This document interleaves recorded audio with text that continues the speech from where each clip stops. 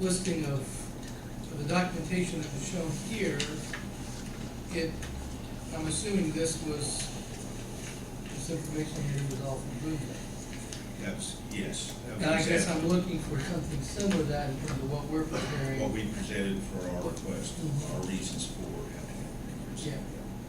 We can have that. I'll do that to you. Okay, because I have a maybe conflict with Monday morning. Otherwise, I would like to shred here. I'll get that to you tomorrow. In fact, I can give it to you today. You got a copy of it too, don't you? Of this. Everything that they give to The us. slides and stuff, or their from Boonville thing. I'm not the Boonville. So I have it, I can follow up all this. Let me want those two there. I will email it to you then. That'd be fine. Um, It is quite interesting what the differences were.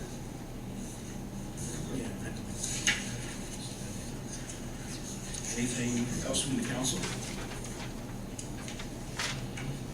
Anything from the audience? Sorry.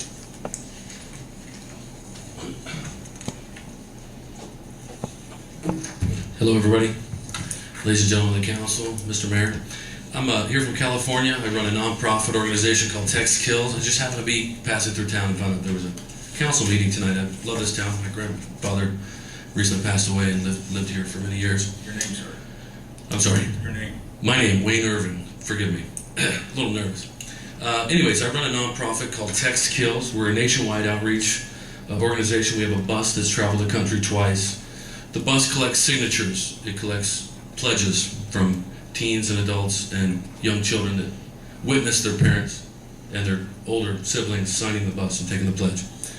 I just have a couple of questions. One is, does the city have any policies against texting and talking on the phone while driving outside the state's policies? Has the city adopted anything? Our city has, supposed to be speaking on the cell phone while driving. Now, of course, sometimes in the police department's a different situation, the fire department. Driving, fire department's not speaking on the phone. The riders may be for information, but at least the time when they work well, they don't speak on the phone while driving. Sure, but is there an official policy? A lot of cities are really making a statement. Yes, They're- we do. Okay, wonderful. I'd like to bring the Text Kills tour bus through here when we get to our next cross-country tour. We give a presentation to the community or to high schools. We're the official safety partners with Coca-Cola on the West Coast, Volkswagen, and Semper Energy. We do all their safety events. I just wanted to put it out there and let you guys know that we exist. I know a few of, one or more of you do know that we exist. And I do have some roots here, and so we are planning our next cross-country tour. We'd like to bring it through. Unfortunately, we do need some funds.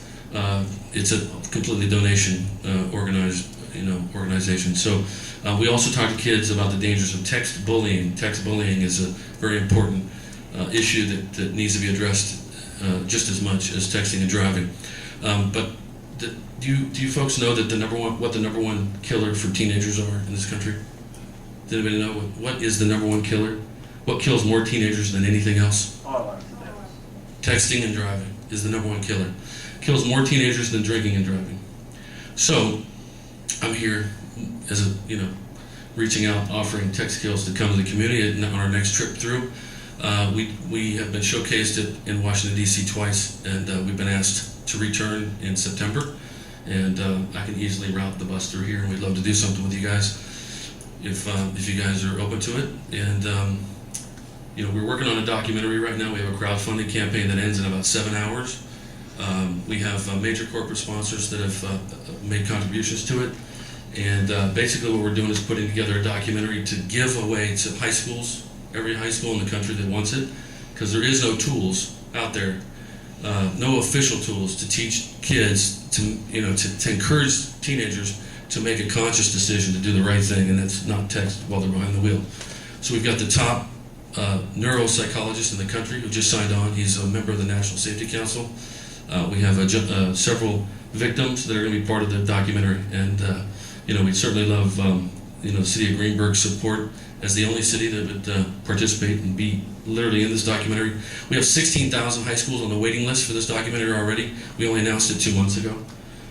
So I know Greensburg is a small town. You probably don't see, everything that's going on out in the world, but we're pretty big on the West Coast. We're in the newspaper, full-page article almost every other week about what we do. We visit 50 to 60 high schools a year, 40 to 50 junior high schools. So I don't know if there's anything you can do, but I certainly wanted to take advantage of the opportunity. I'm here. I'm leaving tomorrow, flying back to California, and I like this town.